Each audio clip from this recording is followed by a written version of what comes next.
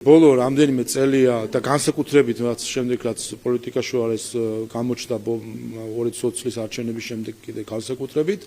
რომ დიპლომატია რომ ასე ვთქვათ უცხოური დახმარების სტრუქტურებმა ჩაანაცვლეს დიპლომატია. თუკი კლასიკურად ქვეყნებს შორის ურთიერთობა ხდებოდა დიპლომატიური არხებით, ელჩებით, ხელისუფლებების შეხვედრებით, სადაც ინტერესების თანხვედრის ცდილობები არის, ასეც მათ შორის ბატონი რუბიო საუბრობს, რომ მათი მიდგომა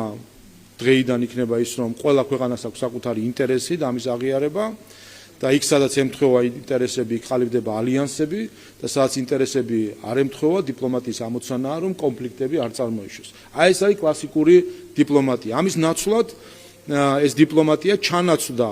საგარეო დახმარების სტრუქტურებით, უცხოური დახმარების სტრუქტურებით, როდესაც შემოედინება ფული სხვადასხვა დონორის მეშვეობით და ამ შემთხვევაში მაგალითად USAID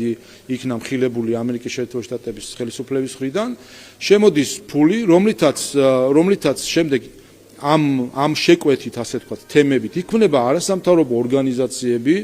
ამა თუ იმ ქვეყანაში, თუ ხდება პოლიტიკურ პარტიებთან დაკავშირება და ამ საზოგადოებისთვის, ანუ მიმღების საზოგადოებისთვის უცხო იდეების შემოტანა და ჩანერგვა, იმპლანტირება NGO-ების თუ პარტიების მეშვეობით იმ საზოგადოებაში და წარმოჩენა თითქოს ეს არის იმ საზოგადოების ინტერესი. აი მაგალითისთვის LGBT პროპაგანდა, რომელზეც ჩვენ არაერთხელ გვისაუბრია და მათ შორის დღესაც ტრამპის ადმინისტრაცია საუბრობს ეგრეთ წოდებული